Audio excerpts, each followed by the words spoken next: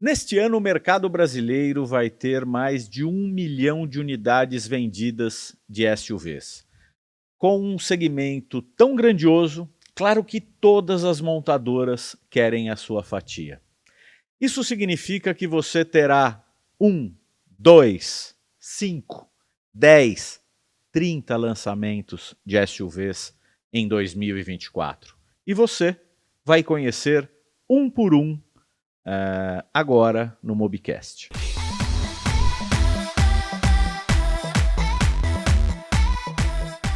Olá pessoal, seja muito bem-vinda e muito bem-vindo a mais um episódio do Mobcast. Esse episódio tem o patrocínio da revista Mobiauto.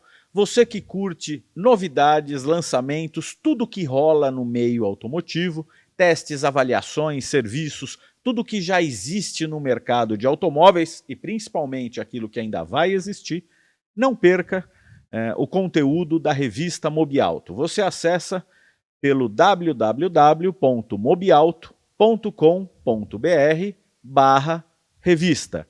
Não perca! Eu sou Edu Pinsiger, hoje a gente vai falar sobre os lançamentos de SUVs do mercado brasileiro. Eu não gosto de SUVs, mas a minha opinião não interessa, porque tem mais de 1 milhão de pessoas que vão comprar esses carros esse ano. Eu estou hoje com os Renans, Renan Bandeira, Renan Rodrigues.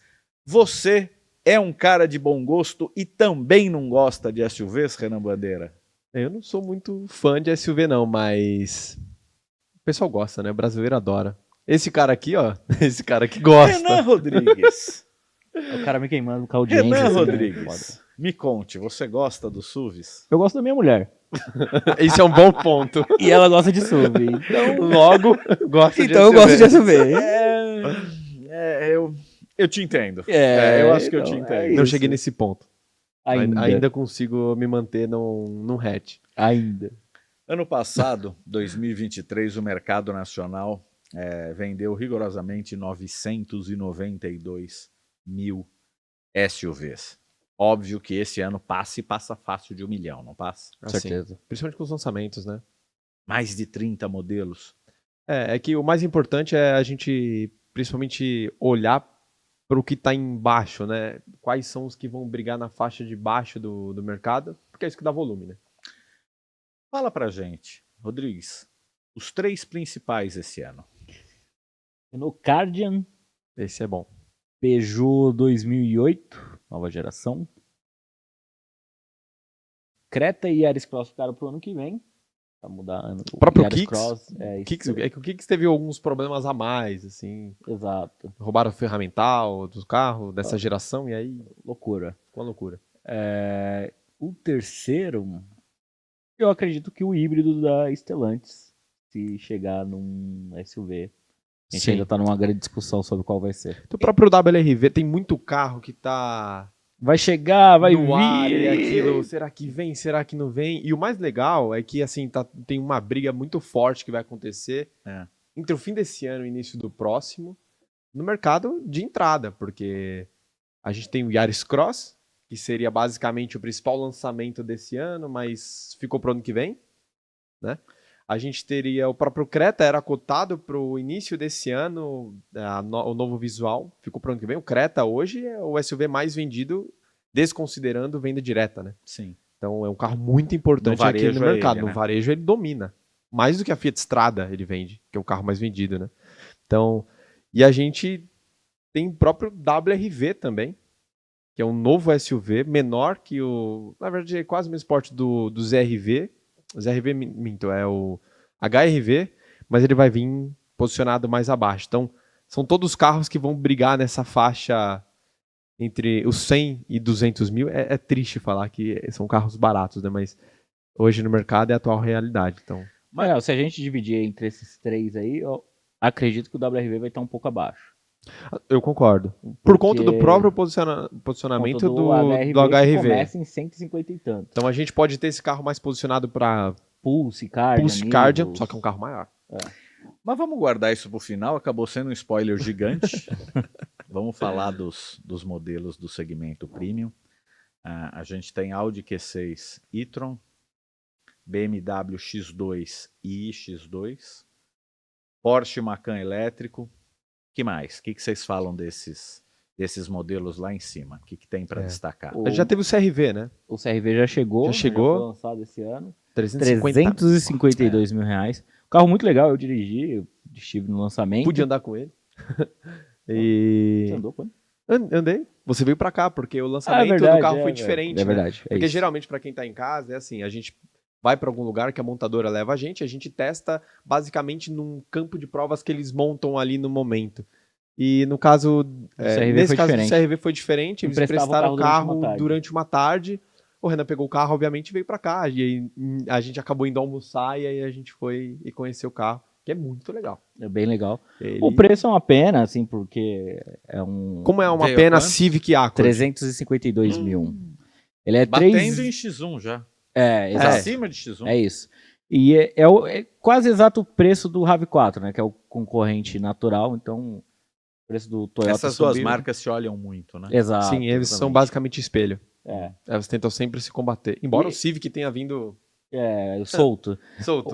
E é uma tristeza porque o RAV4, quando lançou essa geração no Brasil, ele era muito interessante.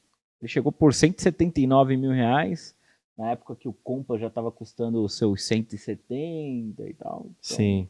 Era uma opção muito interessante. Híbrida, ali. Né? Híbrido. Era uma opção híbrida já. Para um Compass que a Stellantis ainda nem falava de... Vendia o diesel. Assim, exatamente, por preço de diesel. Então, assim, E era bem legal, só que aí foi ficando mais caro, foi ficando só uma opção e tá meio subiu. que no limbo também o RAV4 hoje, já que a gente tá falando de SUVs, né? O RAV4 também hoje pouco se fala, pouco se sabe. É um carro que ele, com o tempo, ele deve acabar saindo do mercado ou ficando aqui. Carro de imagem. Além de ser um carro de imagem, é um carro importante nas regras de emissão, porque hoje a gente tem as emissões corporativas, média, né? Ele baixa a média para Toyota. Mas e os alemães?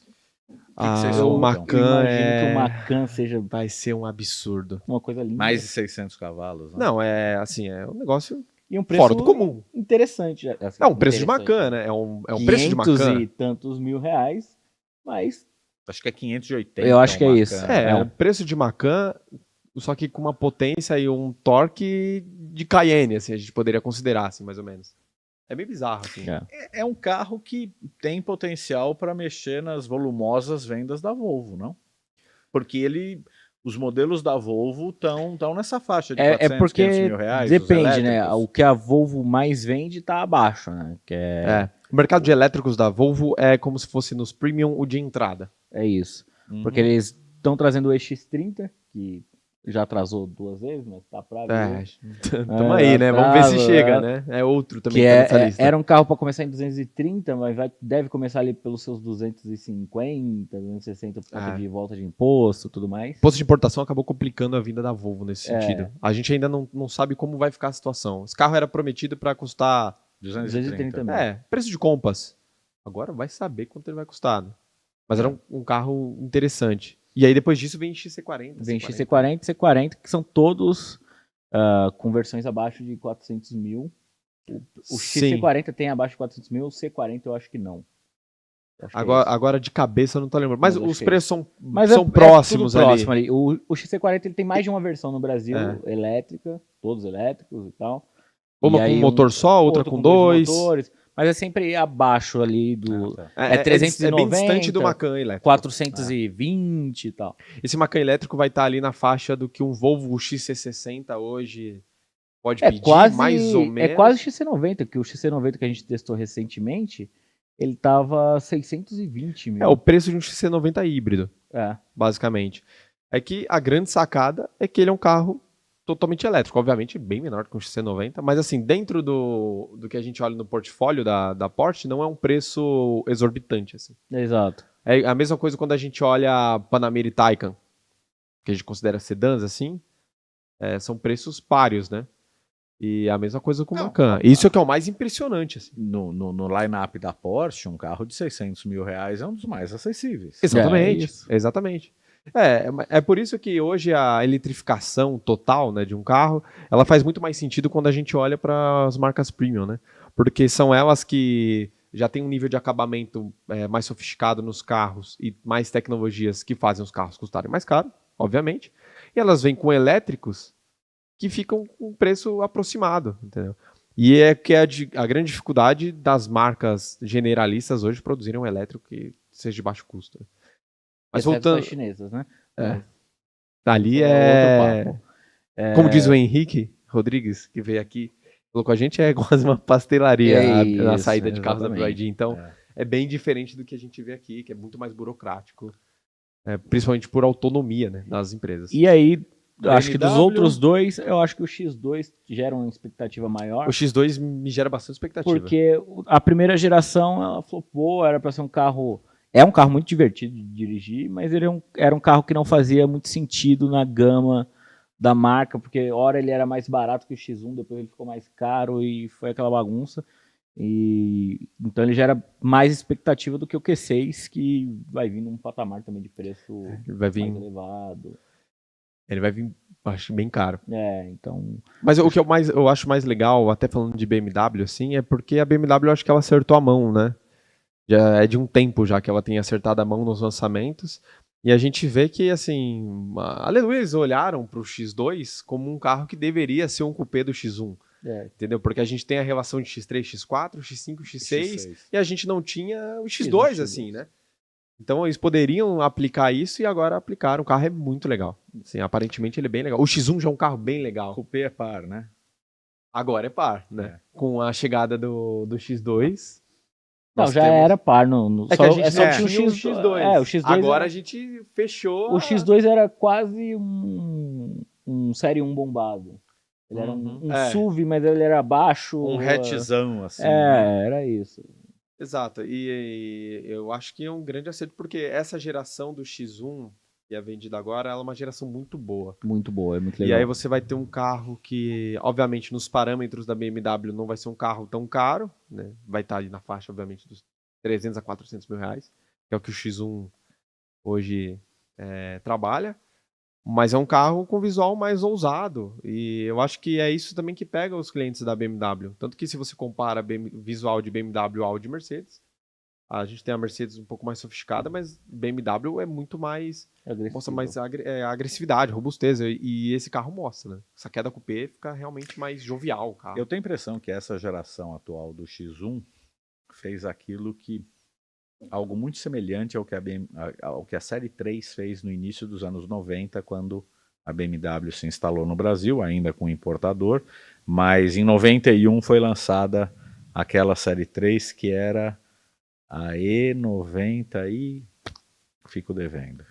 E92. Eu acho que é a E92. Aquele primeiro sedã que todo mundo se apaixonou e etc. Sim. É o que redefiniu o sedã. É o que redefiniu o sedã.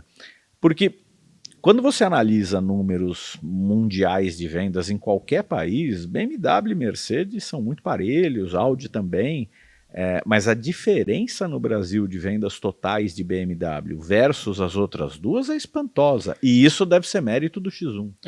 Do Série 3 principalmente. Também, né? É o mais vendido. Mas eu acho que o grande ponto aqui é que a BMW acertou na estratégia de produção nacional, e mesmo que seja um CKD e tudo mais, enquanto Audi e Mercedes patinaram, não sei se não conseguiram convencer os alemães, não sei o que foi, mas chegaram a ter fábrica aqui, a Audi voltou até agora, mas nunca produziu num volume que conseguisse fazer uma diferença significativa. A Audi, um tempo atrás, ela chegou a ter uma relevância com Q3 e A3, principalmente. Exato. E aí você tem uma diferença de Série 3 para A3. Série 3 é um carro muito melhor. É a referência de sedã que a gente tem no mercado hoje, eu acredito. Na minha opinião, é o melhor sedã. Quando você entra, você fala assim... E o Q3 os outros sedãs têm que ser iguais a esse, assim. É isso. Bizarro. E o Q3 me parece envelhecido. Tipo, ele... Sim.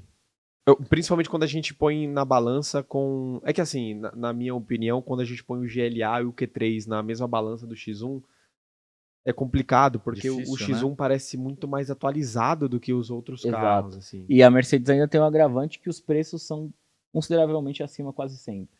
Sim. Então... A Mercedes ela tenta mudar um pouco da estratégia, né?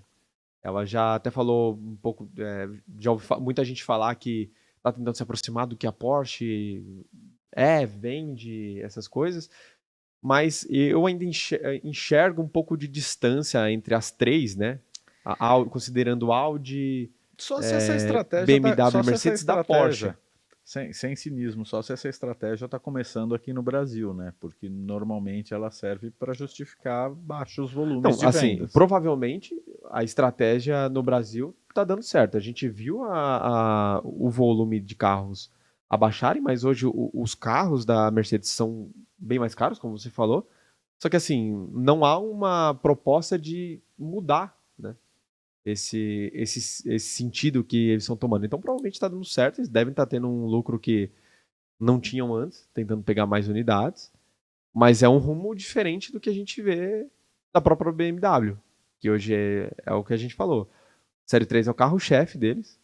Vende pra caramba. É que quando eu vejo o exemplo da BMW, quer dizer, seja no Série 3, seja no X1, são carros que dentro do segmento impressionam, e vendem muito. Sim, então, aquilo que denota muito bem a imagem que você quer transferir para público e ainda tem bons volumes de vendas, acho que sempre vai ser uma estratégia mais eficiente do que elitizar o teu público, sei lá.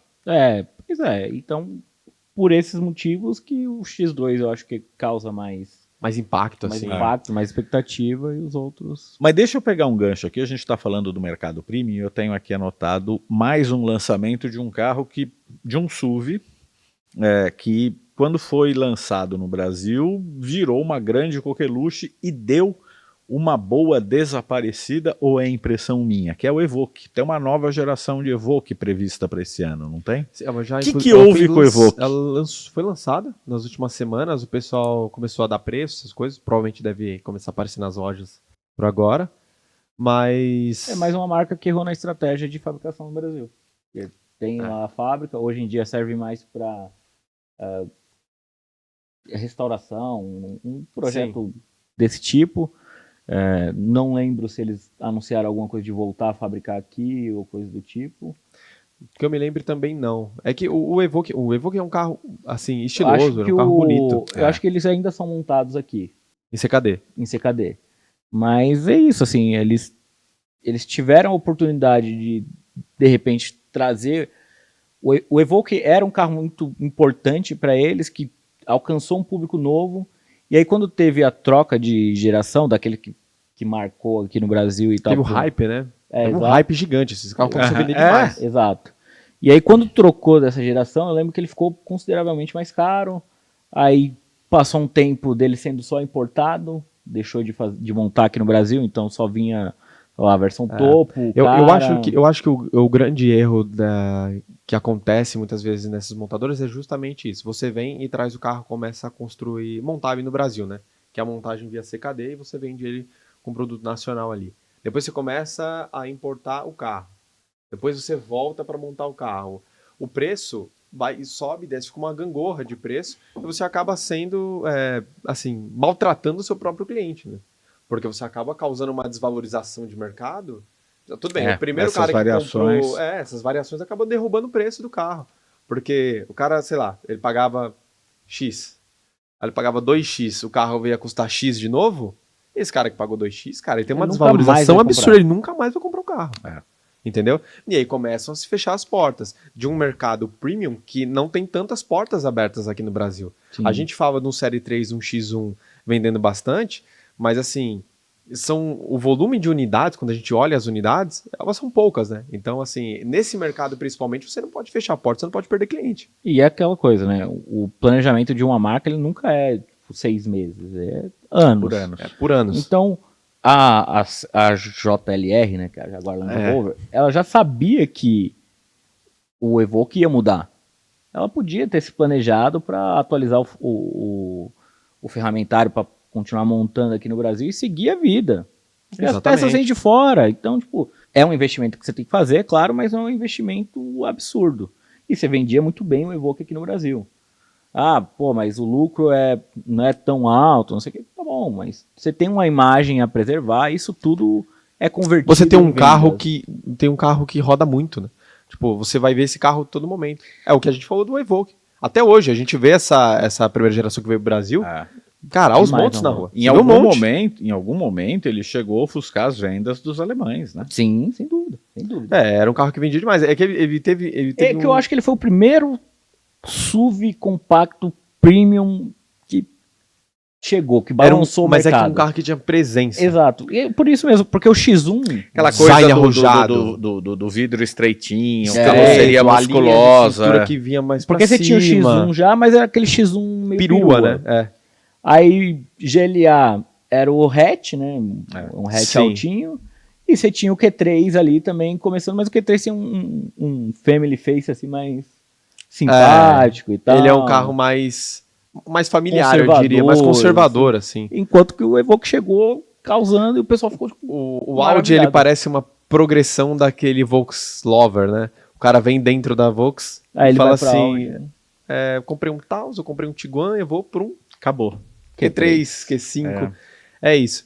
Mas é muito isso. E o Evoque, ele é tão importante que, querendo ou não, eu não tenho informação, mas eu tenho palpite de que ele influenciou diretamente, por exemplo, o desenvolvimento da Toro, assim, visualmente falando. Sim. E de vários outros carros, porque com essa linha de design do farol mais afilado. Exato. Que é algo que muita gente está usando, né? Eu vi uma hoje imagem... uns montes os carros assim. Então, é justamente isso. Acho mas que até Spin vem assim, se a gente busca 10 anos atrás, a gente vê os acertos e erros de montadoras que fizeram as coisas acontecerem como estão hoje.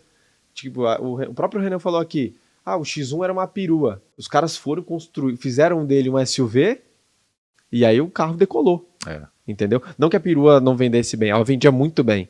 Mas chega uma hora que você tem que racionalizar e falar assim, não dá mais pra perua. Independente do quão importante é o carro. Não era o que o mercado queria. Transforma o X1 num SUV. E vai. E aí essas marcas patinam com, às vezes, uma atualização do Q3, patinam em transformar um GLA de fato um SUV, entendeu? Ou então que seja o próprio Land Rover acertar nesse sentido de ter esse carro e ter, assim, tentar pegar mais autonomia. Eles conseguiram um volume de vendas que eles poderiam cobrar mais autonomia e manter esse carro sendo montado aqui. Então, assim, isso aqui que está acontecendo hoje são consequências do que a gente viu no passado. No passado não tão distante. No segmento quase premium, sem desmerecer, evidentemente, mas a gente estava falando de carros Porsche, de 300 mil Audi, Jaguar, Land Rover, BMW, etc. Aí, Honda CR-V, vocês já falaram, é um carro muito legal, mas 350 e muitos mil reais. Sim. A gente tem Hyundai Palisade e Kia EV9, é isso? Não, e Hyundai Santa Fé. Mas assim, já avisando o pessoal de casa, esse Palisade... O Palisade não é carro de 300, é carro de 500 e 600 mil, vai ser por aí. Ele chega para concorrer no Brasil com o Grand Cherokee, que é vendido em versão única, híbrida e 4xE, né? Que é 550 mil, e eles apontam pro Discover também, Land Rover Discover Sport. Então, é um carro que vem... A gente pode esperar nessa faixa de preço 500 e tanto. O que chega abaixo é o Santa Fé. O Santa Fé ainda não está claro se ele chega esse ano ou ano que vem. A Hyundai disse que está estudando se vai trazer primeiro o Santa Fé ou o Kona, que é um SUV elétrico um pouco mais barato. Então, um dos dois vai chegar ainda esse ano. Sobre o Santa Fé, ele vem com um design totalmente diferente de tudo. Mas ele é muito quadradinho, Mas ele é um quadradinho legal, cara. Exato. Ele é um carro legal. Ele é diferente, assim. Principalmente pessoalmente. Você vê foto, você fala, cara... Ele conheceu pessoalmente o carro. Olha o carro, você fala... É um carro legal. Que, assim, é bizarro porque eu lembro que tava rolando um evento da própria Hyundai apresentando, né? Porque a Hyundai fez a parceria com a Caoa, vai começar a importar os carros agora, né? E aí ele tava lá e eu tava de casa. Ele me passando as informações e escrevendo um texto muito rápido. E aí ele falou assim, os caras falaram aqui que o carro começou a ser desenvolvido pelo porta-malas. E aí você fica... Qual o sentido? Você abre a tampa do porta-malas e você entende. Né? 725 litros de capacidade, aí você com 5 lugares, aí você derruba o banco, 1.000 e não sei quantos litros. Cara, é bizarro. E assim, é um carro que ele tem várias curiosidades. A que mais me pegou quando você falou foi a dos 4 pontos, que em código Morse era um H. É, um H. Ele não, no cubo do volante, ele não tem o H da Hyundai. Ele tem apenas 4 pontos. E esses 4 pontos em código Morse é um H. E é por isso que ele colocava. Ele é maluco, assim. O farol dele, o LED do... Forma um H também. Forma um H. Assim, na lanterna também é um ele H. tem um sistema de... Tem um... Desinfetante no porta-luvas, assim.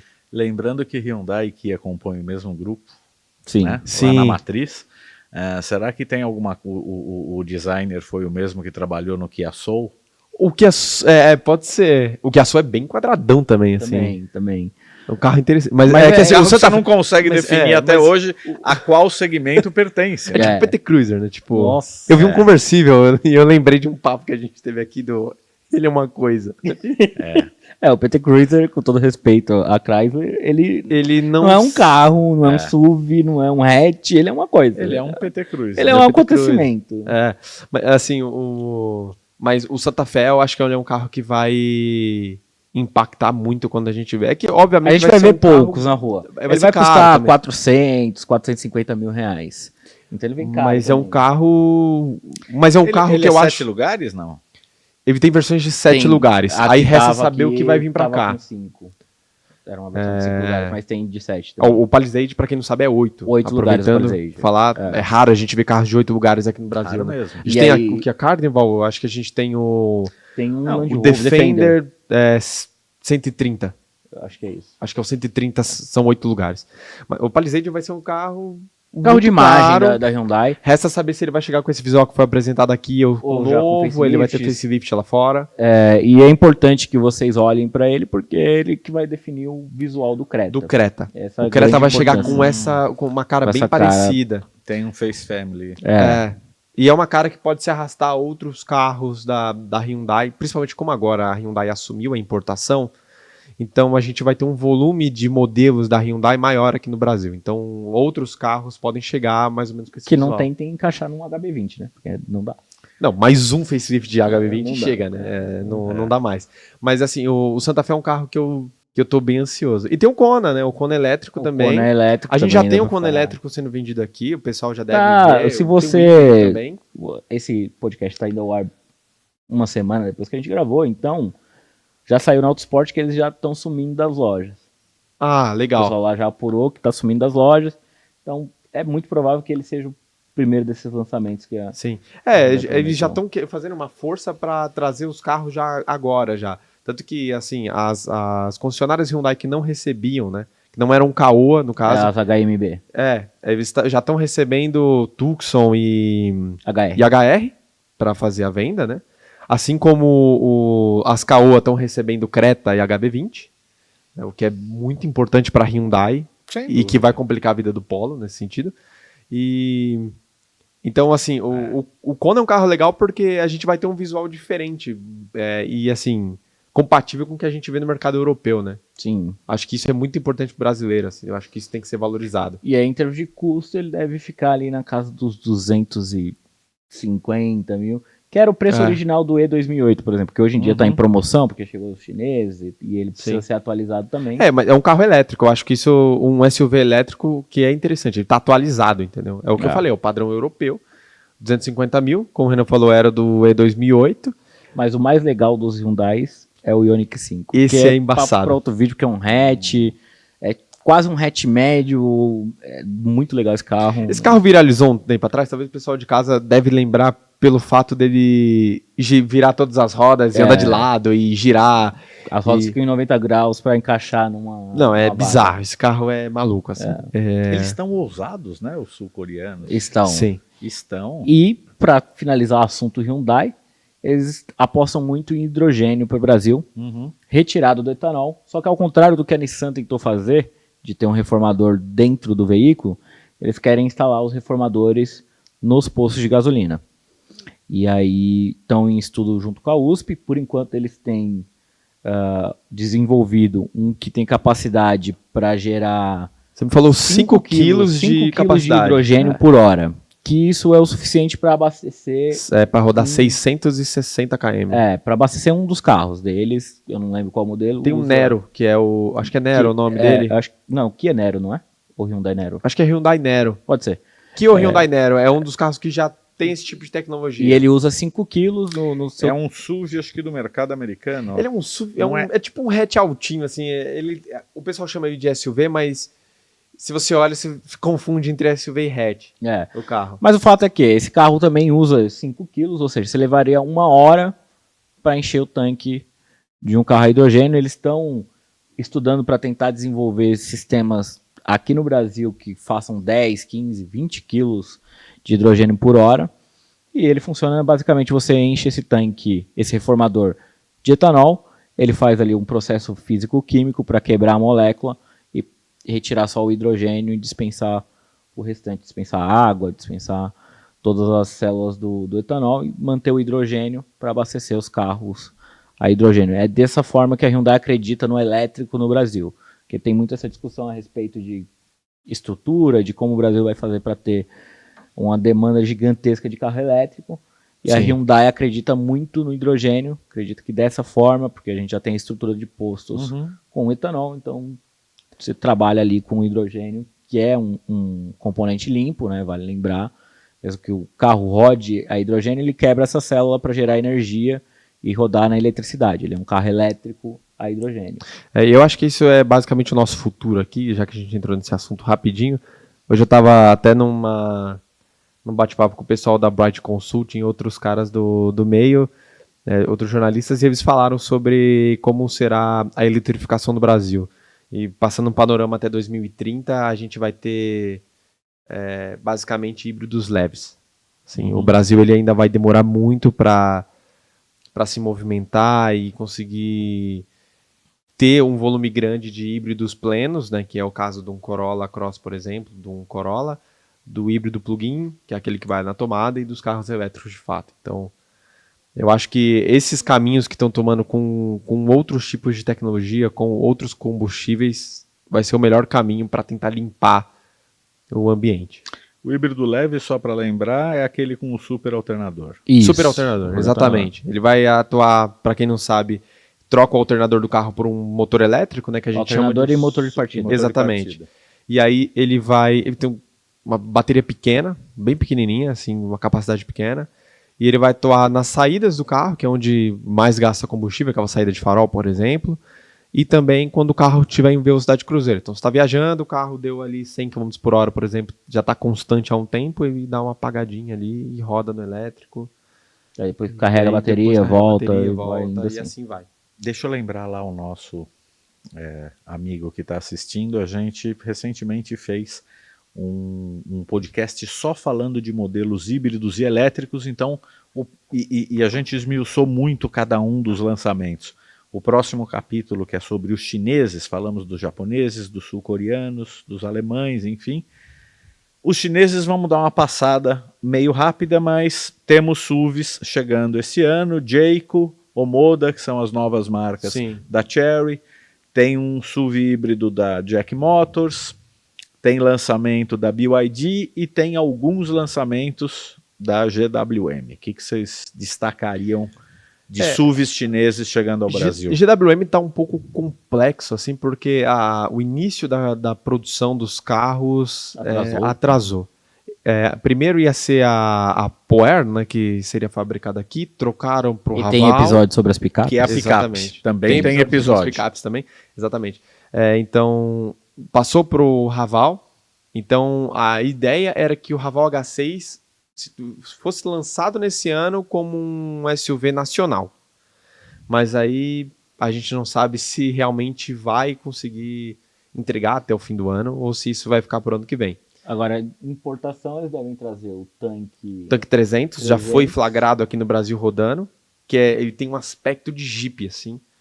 Né? É um carro... Off-road. A GWM ela também trabalha com submarcas, só para ficar claro. Isso. Então, a Raval é uma marca de SUVs convencionais, voltados para a cidade, urbanos. É isso. Ora, é uma marca de elétricos da GWM. Tanque é uma marca de SUVs voltado para o off-road. Os jipões mesmo. Os jipões. Tipo um Land Rover Defender, um Jeep Wrangler. Exatamente. Inclusive, se você pega o visual dos carros, eles são bem inspirados assim no Os chineses acabam pegando fortes inspirações nesses carros. E ele é um carro cheio de vinco, né? Você vê, assim, todo quadradão mesmo. E ele é um carro bem interessante. Aliás, para quem tem saudade de Troller, não temos nenhum modelo nessa categoria no mercado até hoje, né? Jeep, a gente tem um Wrangler, só que muito mais caro. Assim, um absurdo de caro. E... Defender, que é absurdo de caro também. O que é que o Defender, ele se transformou no SUV, né? Nessa nova geração. Eu sei que ele tem o seu apetite off-road, ele tem as capacidades off-road, mas a impressão que eu tenho quando olho para ele, você tá me olhando, me julgando. Mas o posicionamento de preço levou assim, ele lá para cima. A impressão que eu tenho quando eu vejo, eu olho para um Defender hoje na rua e eu falo, caramba, esse carro já foi um Jeep, né? Hoje eu já não vejo ele tanto mais assim, eu vejo ele mais como um SUV. Mas eu tenho essa sensação com o Wrangler também. Para de me julgar, cara. Eu tenho essa sensação com o Wrangler também. Alô, Land Rover, manda um pra ele botar na terra. Mas eu acho que o Wrangler ele mantém boa parte do visual. Assim, embora a gente veja um carro que ele é bem diferente do que eram os primeiros, né? Mas ele ainda mantém e ele tem bastante apetite off-road, porque é um carro que mantém os balanços curtos e tudo mais, embora o entre-eixo seja gigantesco, não deveria, mas ele é um carro legal nesse sentido. O Renan estava falando das submarcas da GWM, se eu não me engano, faltou só de picapes. Que é a Poer. Exato. Isso. Mas aproveitando que a gente está falando de chineses, né? A Chery, que é dona da Jayco e a Omoda, então a gente vai ter mais carros aí. A Chery, inclusive, a Caoa Chery, nesse caso, promete para esse ano o Tiggo 8. Exato. Híbrido plug-in nacional. Vai ser feito aqui no o carro Brasil. já está rodando no Brasil, inclusive. A gente fez um texto na revista Mobi Auto contando sobre quais vão ser as novidades. Vai ter um tapa no visual. E isso é importante, por quê? Porque a Hyundai vai passar a dividir a fábrica com a Caoa em Anápolis. A Hyundai quer usar a fábrica de Anápolis também para fazer seus produtos. Fazia o Tucson lá, CKD, vai voltar a fazer e tudo mais. A Caoa quer até fazer carros próprios, né? A marca Caoa. Quer ter a própria marca, mas a gente não sabe como isso está evoluindo. Assim. Exato. Mas, de repente, a Caoa olha pro Tiggo 8 aí a Hyundai faz alguma coisa. Um Tucson 1.6 híbrido plug-in.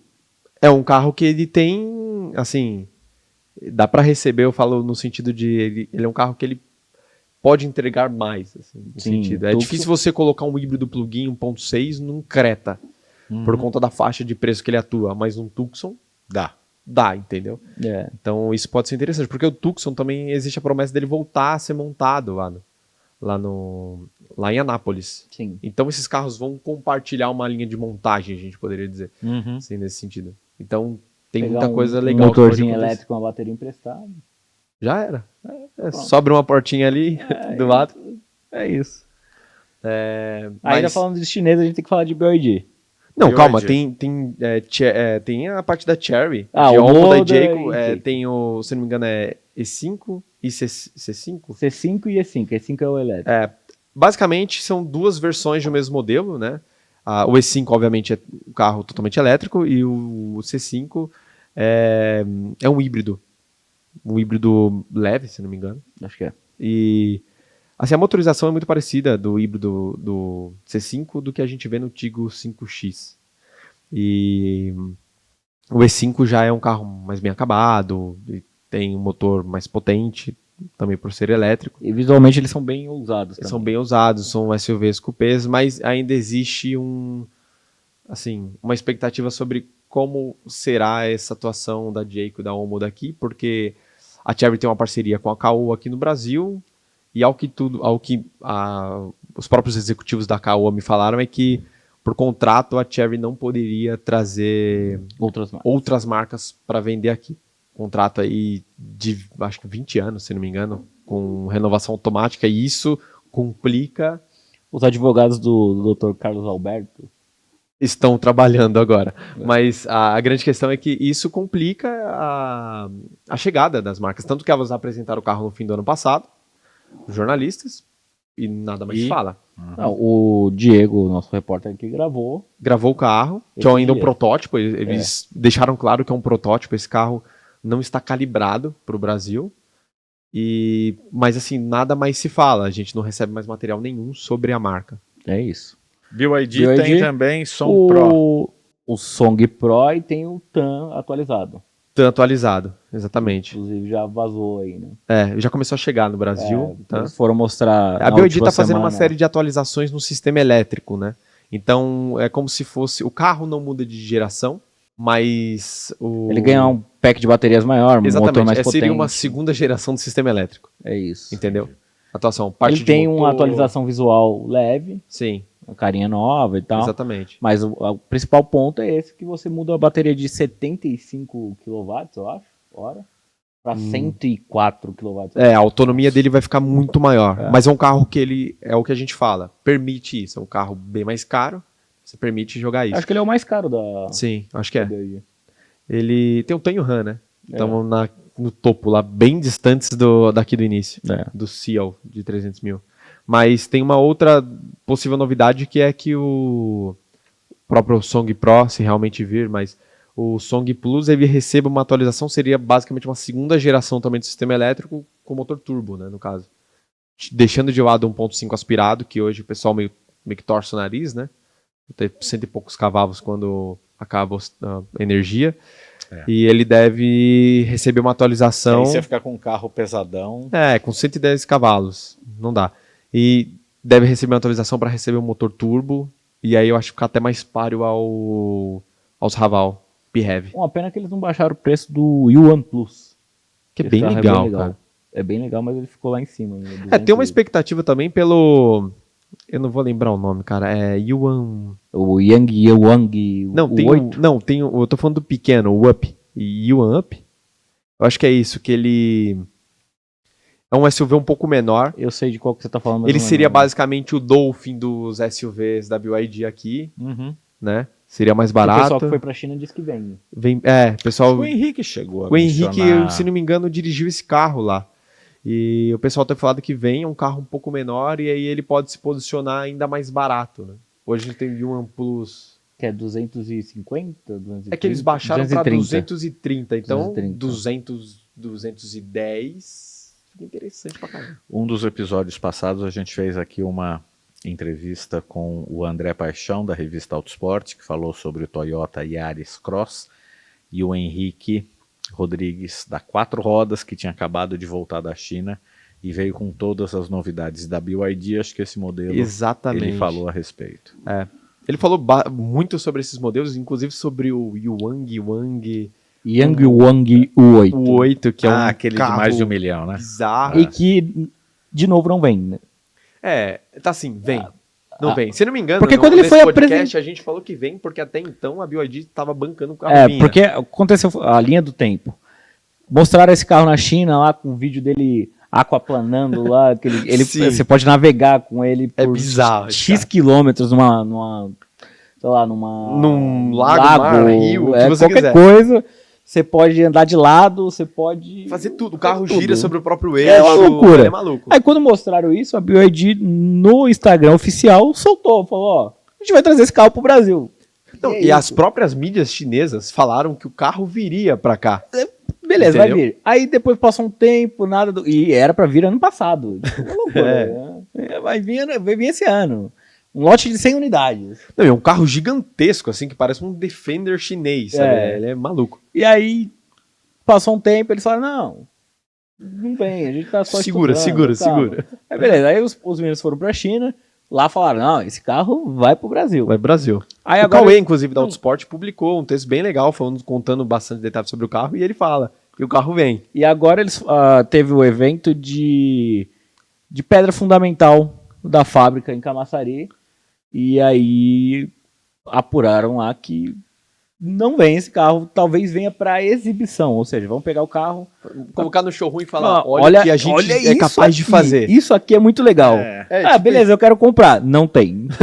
Tá bom. É isso. Então, assim, ainda... A gente já viu a chegada de outras montadoras ao longo dos últimos anos. Você não precisa queimar todas as tuas novidades em 6 meses, 1 ano, né? Dá para ser um pouco mais compassado, exatamente para você permanecer sempre com alguma novidade, enfim, não precisa lançar tudo ao mesmo tempo, né? Em relação ao grande volume de lançamentos, nesse sentido, é porque a gente tem carros que são muito próximos. Então a gente falou do Yuan Up, tem o Yuan Plus, né? O próprio Dolphin Mini pro Dolphin convencional. Assim, exatamente. O meu receio é que, assim como o próprio Henrique disse aquele dia, parece uma pastelaria, é que esses carros não fiquem tempo suficiente no mercado para que se justifique uma compra, sabe? Porque aí você fala, beleza, chega, não quero mais Song Plus. Lembrando que o mercado chinês, esse tipo de aproximação entre os subsegmentos é permitido, é até recomendável, porque lá você está falando de um mercado de 30 milhões de unidades por ano. Exatamente. Que a BYD é uma das principais marcas. E aí, qualquer coisa que você inventar vai vender. E é melhor você concorrer com você mesmo. Sim.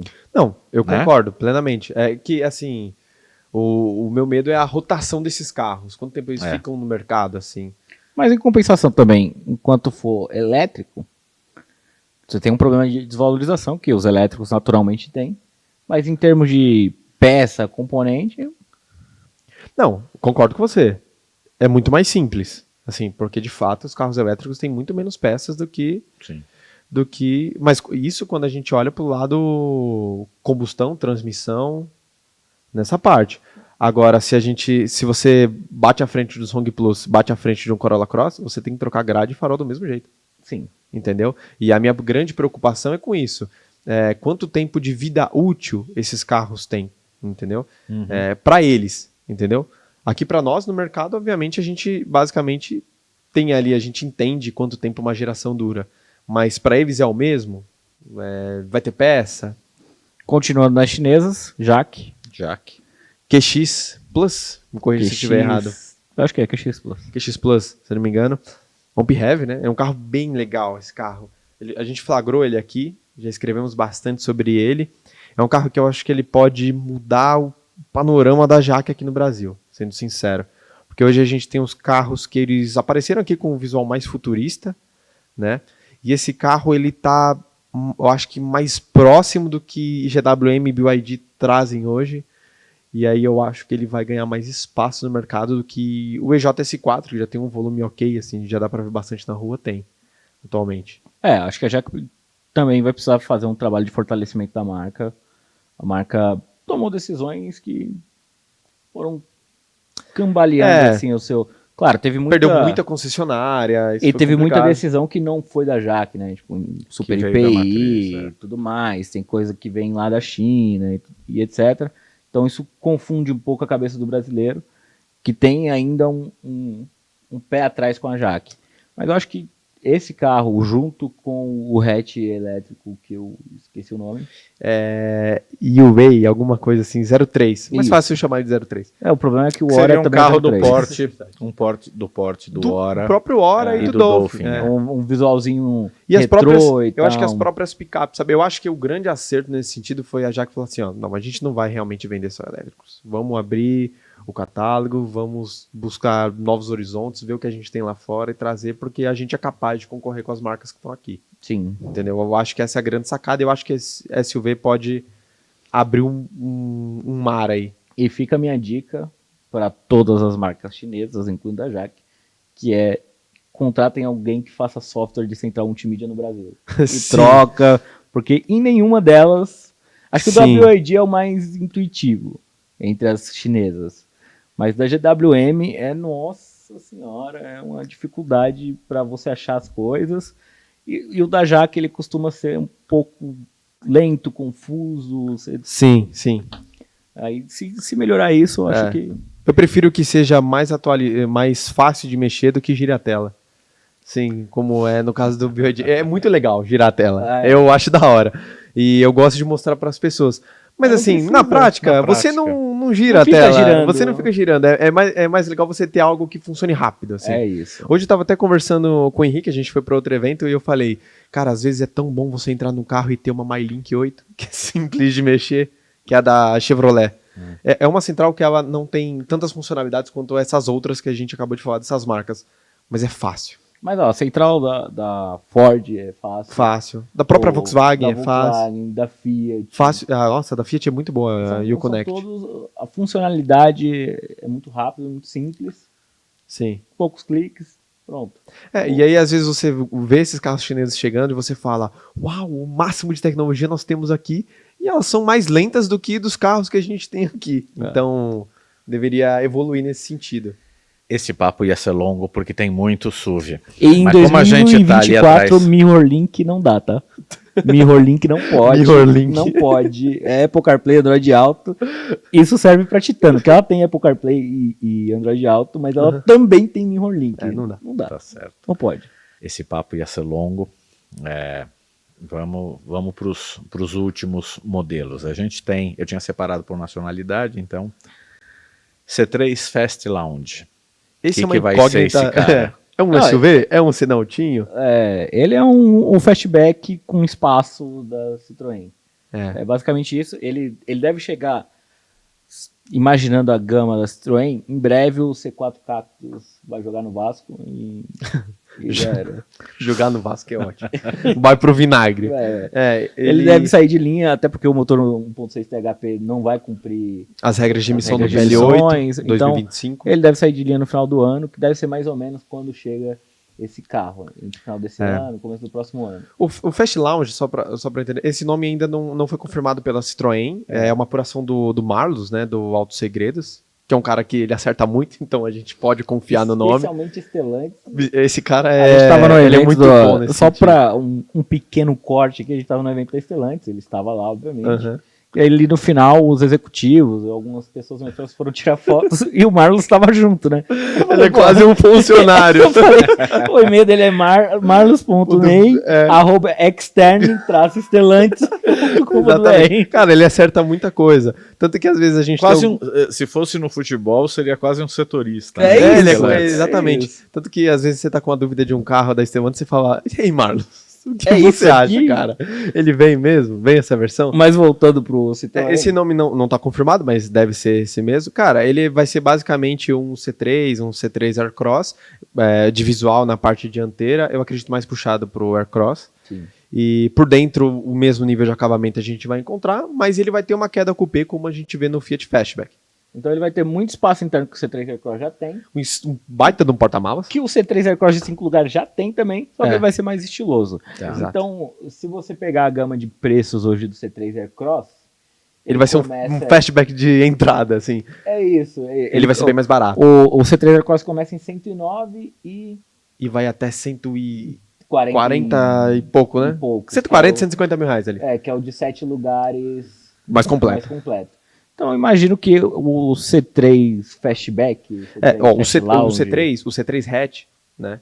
Ele quase para no 100 mil ali. Tá nessa faixa de 100 mil. E aí o Aircross começa 10 mil acima. Então, eu imagino que o Fast Lounge vai chegar aí pelos seus 150 e vai ali até uns 180. Eu não sei se ele vai vir tão caro assim, o Fast Lounge. Cara, eu chuto ele mais barato. Só se encaixar no meio da gama do C3 Aircross. Porque ele é uma opção diferente. A mesma coisa que você... Mas se você olhar para Pulse e Fastback, tem uma diferença. Mas eu acho que o caso é mais de Pulse Fastback Renegade ali. Eu sei que é difícil a gente ver porque, assim, a Jeep e a Fiat são da mesma marca. Então eles tentam posicionar os carros. Eles não vão colocar os carros para ter... um canibalizar o outro, né? Nesse sentido. Mas porque funciona, para explicar dentro da Stellantis como funciona, é muita coisa. É muita coisa. Mas, basicamente, Fiat e Citroën são espelhos, cada um para procurar um público. Exato. A Fiat, para quem procura um carro mais confiável, mais tradicional, aquela coisa, mas tem o seu charme ali e tal. Já a Citroën, ela apela para o design para tentar conquistar um público mais jovem. Então, elas são espelhos ali. A Peugeot está um pouquinho acima, junto com a Jeep. Elas também com o mesmo diferencial. A Jeep uma marca mais tradicional, marca de SUVs e tudo mais. A Peugeot mais arrojada e mais refinada em relação acabamento e tudo mais. Então, mas ela conseguiu isso com 208, mas também não conseguiu com mais nada, né? Ah, mas é porque aí vem uma Mas nova gama, né? Então, é porque Tipo, o 208 na verdade, é o primeiro produto novo com a Stellantis Com esse posicionamento. comandando o processo, sabe? exato. O carro já estava pronto na exatamente. formação da Stellantis, mas todo Ele esse tinha sido processo recém-lançado, né? só com 1.6. Aí a Stellantis vai lá e fala, não, peraí, vamos pôr 1.0 aqui, o aspirado, agora vamos pôr 1.0 turbo. Eu acho que essa sacada do 1.0 foi... Deixa o pessoal te conhecer. Porque o 208 é um carro muito legal. Sim.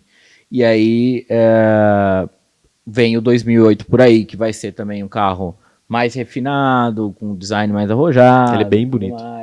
Aí você vai importar o novo 3008, ou fazer aqui, não sei porque a plataforma vai estar vai aqui. estar aqui, então talvez você faça aqui, que também é um carro mais arrojado, mais acabado e tudo mais.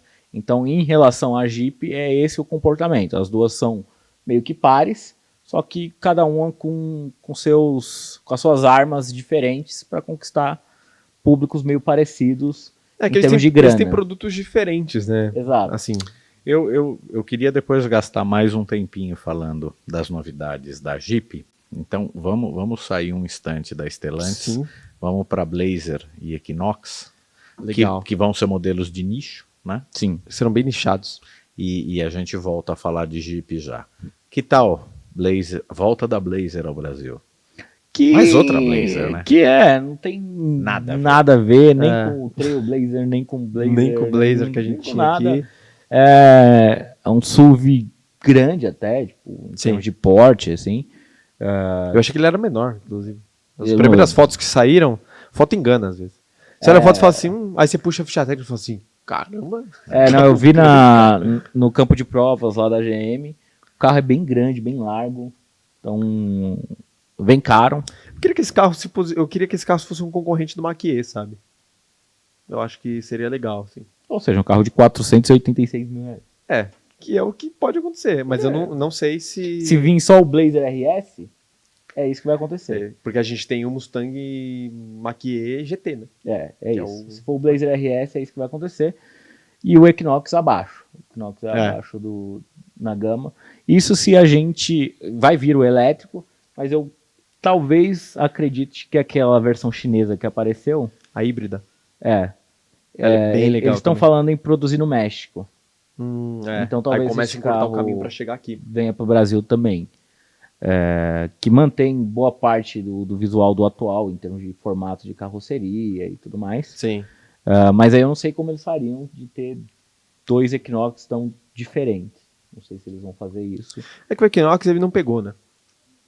Quando ele começou a pegar, que era o 2.0, que é muito legal. O 2.0 é muito legal.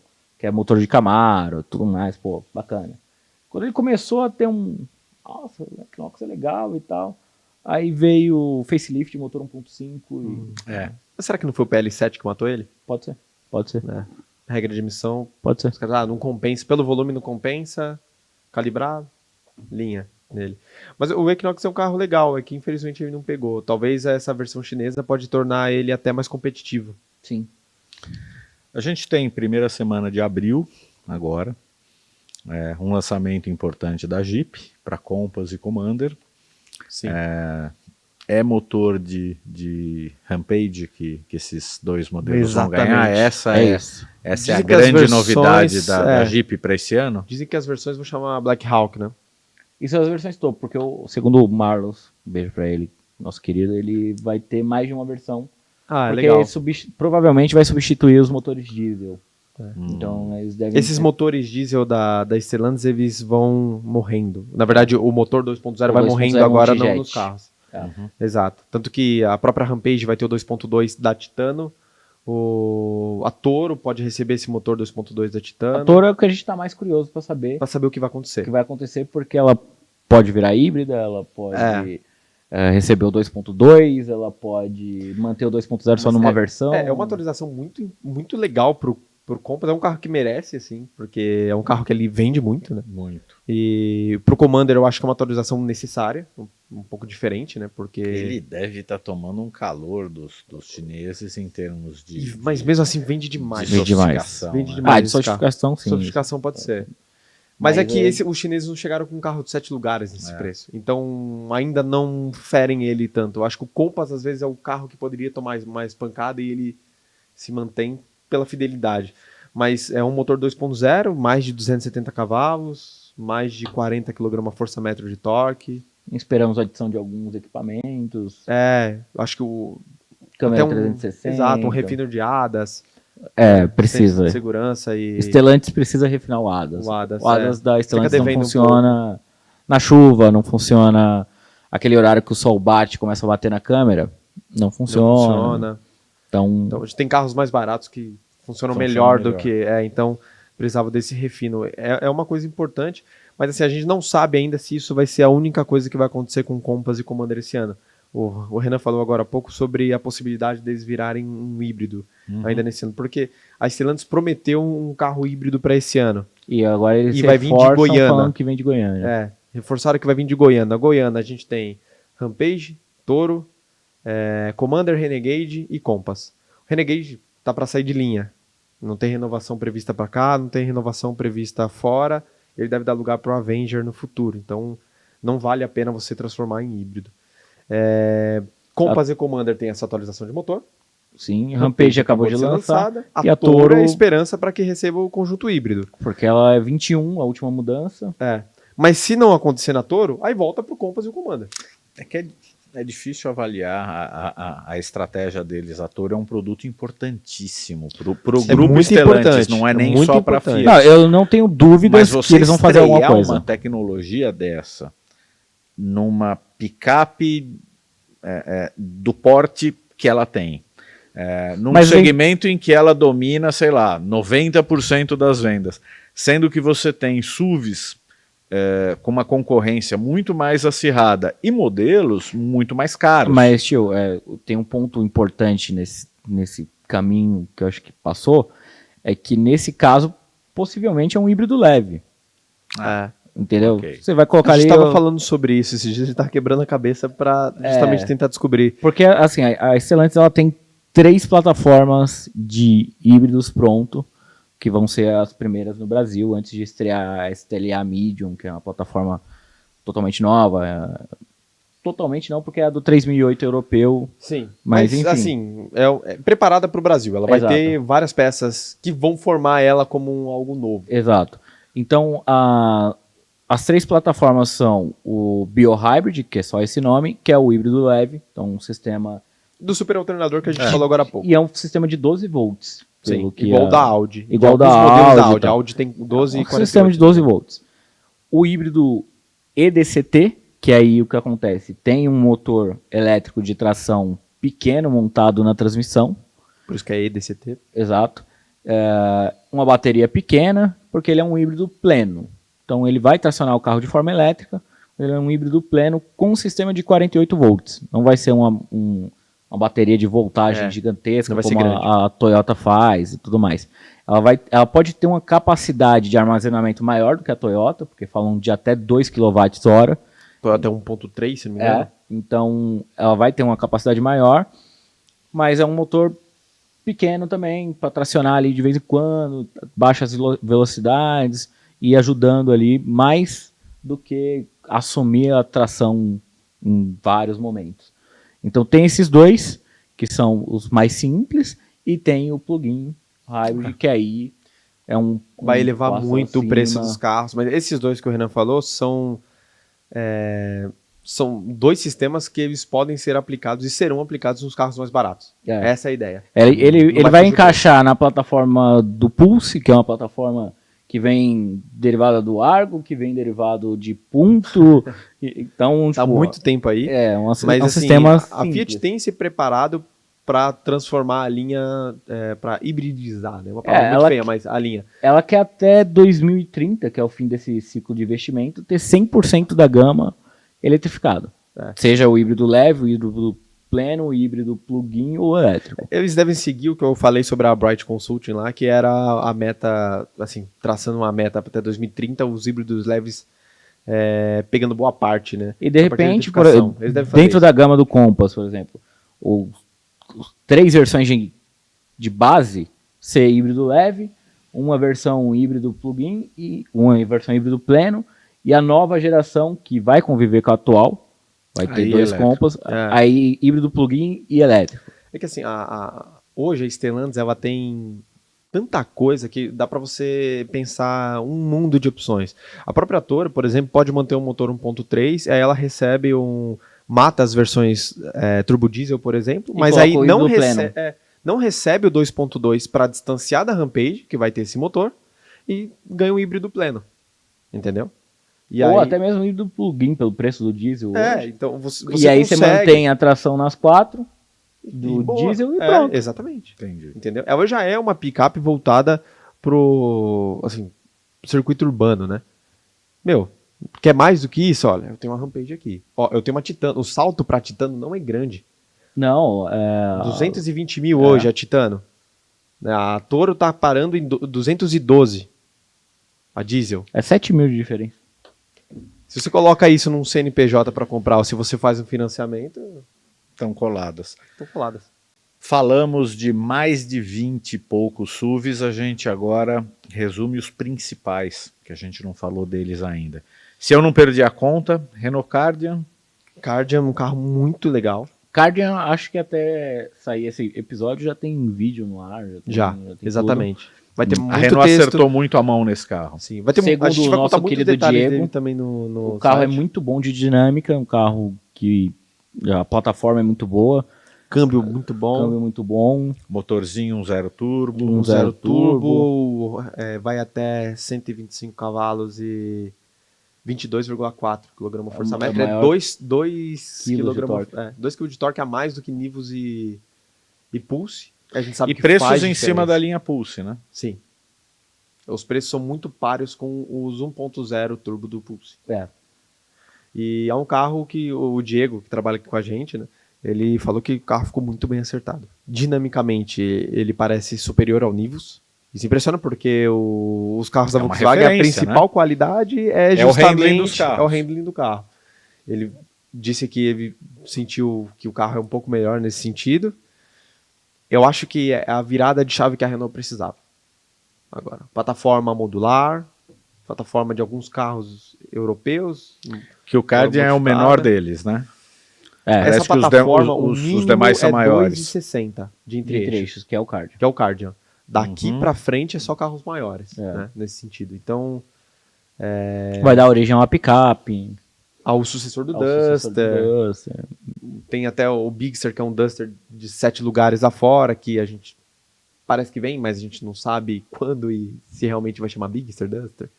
Então, tem isso. Eu acho que o Kardian é um dos principais lançamentos desse ano, ele é muito importante. Forte, o pessoal do Autosport, forte concorrente a carro do ano. Eu acho forte concorrente ao carro do ano. Assim, até pelo que ele significa pra Renault. Sim. Nessa remontada. Você já falou alguma coisa do novo 2008? Dá uma resumida. No 2008 vem... É outro patamar mesmo. Outro carro. Esquece o 2008 que você conhece. Deve vir com os motores que a gente já conhece da Stellantis. T200. Quem sabe um T270. Seria lindo, né? Um 1.3 turbo.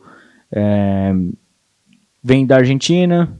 O que você já conhece do 208, espere ser replicado no 2008, ou seja, nível de acabamento, nível de equipamentos. Até algumas peças, mesmo como a própria central multimídia de 10. Exato. O painel 3D. Painel 3D. São coisas bem legais. O volante. Enfim. É o que a gente já conhece. É a mesma receita que todo mundo faz de hatch e SUV. A grande diferença é que a Peugeot ela costuma caprichar no seu acabamento, principalmente. E o 2008 deve vir com acabamento melhor do que o do 208 nesse sentido de peças macias. Chegou a vender 208 com Alcantara. Não, Se você entra no 3008 hoje, é que assim, o pessoal meio que torce o nariz ainda pro carro, mas se entra no 3008, ele é muito legal. Exato. E assim como o 2008, o E2008, né, que é mais novo, ele é muito legal também, que o nosso 2008 tá muito velho. Exato, então fica essa impressão, mas 2008... Mas é uma nova geração, tudo novo, plataforma nova. Motor novo. Mais sempre econômico, turbo. Vai ser muita coisa legal. Yaris Cross. Ficou pro ano que vem. Ficou pro ano que vem. É um carro muito importante. A Toyota vai investir pesado nesse lançamento. Híbrido também. Vai ser talvez o primeiro SUV compacto híbrido pleno. A gente está mais de uma hora aqui falando dos lançamentos de SUVs em 2024. Não querem lembrar. Vocês não gostam de SUV? E eu queria lembrar que quem começou a produzir no Brasil, olha como o mercado é dinâmico, e muitas vezes quando vira a chavinha do tipo de produto que o brasileiro quer, como as marcas vão sendo trocadas nas primeiras posições do mercado. Como que eu quero ilustrar isso? Quem inventou SUV de pequeno porte no Brasil foi a Ford. E a gente passou mais de uma hora sem mencionar o nome da Ford. Não tem que a Ford desistiu desse segmento. Né? E uma outra marca aí que eu quero ver com vocês, que já teve mais de 50% das vendas, que é a Volkswagen. Fala-se de um novo T-Cross para esse ano. E Nivus. Vamos falar então de Volkswagen, porque também a gente até deu uma resvaladinha em Tiguan, não sei o quê, mas a gente não falou de Volkswagen em mais de uma hora de programa. Bom, o T-Cross é a atualização que a gente já viu na Europa. Né? Ele deve ganhar muitos elementos do que está lá, um tapinha na frente, uma lanterna com arranjo novo. Esperamos que dessa vez acenda o complemento da lanterna. Exatamente. Porque ficou bonito, tá Aquela régua traseira, né? E a régua não acende. Então, esperado até Ela é só reflexiva, né? Só. Sim, é esperado até um farol um pouco mais sofisticado, né? Sim. O Matrix LED é o IQ Light. Matrix. IQ Light. Que é o que tem no Polo GTS hoje. Mas assim, para a versão topo. Tá? Para a versão de topo. Já falando da versão de topo, pode ser que ela tenha um nome da versão de topo do Virtus, né? Que é a Exclusive. Exclusive. Pode ser que venha a ter esse nome agora. E esperamos também melhoria no acabamento. Assim como o Nivus já apresentou, né? O próprio Virtus tem uma folhinha de vinil ali. Pode ser que dê uma melhorada. Dá para fazer mais, né? Dá pra melhorar. Se você comparar o Renegade, por exemplo, o acabamento é melhor. O HRV, Renegade é um espanco o acabamento. HRV, o acabamento é melhor. Então, o 2008 vai vir com acabamento melhor. Exatamente. Merece, porque é um carro que vende muito, cara. Exato. E é um carro bom. É um carro bom pra caramba. E então, o Nivus ganha a versão esportiva, né? Ganha a versão esportiva. E a GTS 1.4 vai todo ter... mundo queria. As versões convencionais vão ter um facelift. Começando aí. Então o Nivus vai ter um novo visual. Parecido com um Taigo. Vai ser mais puxado pro Taigo. Assim. Que é o Nivus europeu. Exato. E aí a gente vai ter uma versão GTS. Tudo isso tá para novembro desse ano. Tá? E aí vai ter o motor 1.4, que tá no Polo GTS, na versão de topo do Virtus, tá no Taos. A grande questão desse GTS é preço, né? Porque o Nivus já tá muito caro. O Nivus já encosta nos 160 mil. Que é o preço do Polo GTS. Então, a minha expectativa é que aconteça com o Nivus o que aconteceu com o Polo. Ter 170 TSI? Não. O 170 TSI pode ter, né? Existe a possibilidade de vir uma versão de entrada com essa calibração. O que é uma pena, tá? Mas assim, eu acho que a grande sacada do Polo foi... Tudo bem, eles trouxeram a motorização, que no caso ali é o mesmo motor do 200, não ia impactar tanto no preço, mas eles baixaram o preço em relação ao que tinha antes. Então eu acredito que o Nivus precisa disso também. Mas deram uma pelada também. Deram uma pelada, mas assim, precisa vender, cara, o carro. Assim, o Fastback tá vendendo muito. Antes você via um monte de Nivus na rua. Hoje, Fastback e Nivus estão ali, já. E o Nivus tem 2 anos a mais de mercado. 2, 3 anos a mais de mercado. Então assim... Precisa reposicionar preço, eu acho. E eu acho que esse é o momento, principalmente com essa versão GTS, para encaixar essa versão GTS. Porque o Nivus convencional ele já custa um Abarth. Quase. Cara, eu acho que, se não me engano, tá em 137 paus agora o Comfort Line. Não, mas o Nivus Highline é 150. Então. Se tá 137, outro 150. Vai vir 160? Não vai rolar. Então, é isso. Tem um fenômeno com o lançamento do Tigo 7 a 137 mil reais. 134. É um carro muito maior do que esses compactos. É R$2.000 mais caro só do que a versão topo de linha do Cardia. Não, esse carro ele é bizarro. Ele pode não tirar diretamente as vendas de todos esses compactos, mas ele certamente vai balizar preços. Porque o consumidor pode até não optar, não quer um carro tão grande, ou não quer um carro da marca X ou da marca Y, mas ele chega na concessionária Volkswagen, ou na Fiat, ou na Nissan, ou em todas essas que possuem T-Cross, Nivus, Pulse, fala assim, não dá para pagar 140 num carro desse tamanho. Sim. Porque eu tenho concorrente mais barato. Então você começa a balizar preço, né? Sim. Mas assim, hoje o que o Tiggo 7 fez foi meio maluco, assim, porque eu tô no grupo do Tiggo 7 no Facebook lá, e eu vi muita gente entrando no grupo, começou a entrar um volume muito alto de gente, e o pessoal falando, cara, troquei meu HR-V novo pelo Tiggo 7, porque é um carro maior, de fato é maior, tem mais espaço, para minha família comporta melhor e tudo mais. Então assim, os caras estão desistindo de marcas onde eles são fanboys, Honda e Toyota, os caras adotam como time, para migrar para isso aí. Então se isso está acontecendo com essas marcas, obviamente, é o que a gente tá falando. Assim, pode ser que diretamente ele não impacte nas vendas. Mas ele deixa de levar mais cliente. Mas provavelmente essas marcas vão ligar o alerta de, cara, os caras estão com um SUV médio de 135 mil reais. É o que a BYD e a GWM tá fazendo acima dos 200 mil ali, eles estão fazendo na faixa dos 100. Então eles têm que se mexer, sabe? Eu acho que esse é o momento, essa renovação do Nivus, do próprio T-Cross também, que tá caro pra caramba. Reposicionar esse carro. São carros muito bons, assim, eles mereciam ter um preço um pouco mais ajustado.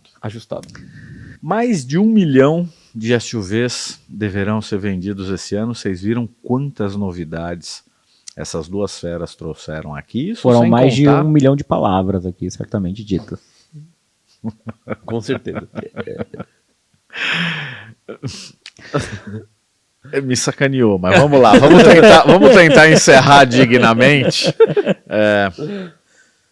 Mais de 1 milhão de palavras, mais de 1 milhão de SUVs vendidos esse ano e pelo menos 30 lançamentos. Foi tudo aquilo que vocês viram, isso sem contar todos os outros modelos que a gente não mencionou aqui, mas é indiscutivelmente o segmento mais concorrido, mais efervescente do mercado brasileiro. Eu quero agradecer a sua audiência, agradecer muito a aula dos Renans aqui, que os dois trouxeram todas as novidades e detalhes muito minuciosos de cada um desses lançamentos. O Mobicast sobre lançamentos de SUV vai chegando ao final. Quero agradecer novamente a sua audiência e lembrar que os outros episódios do Mobicast estão lá na nossa página no YouTube e também estamos na plataforma do Spotify. É isso, Renans. Obrigado pela aula de SUVs. Eu não gosto de SUVs, mas eu já falei que a minha vontade não interessa. Obrigado, gente. Até a próxima. Até a semana que vem. Tchau, pessoal.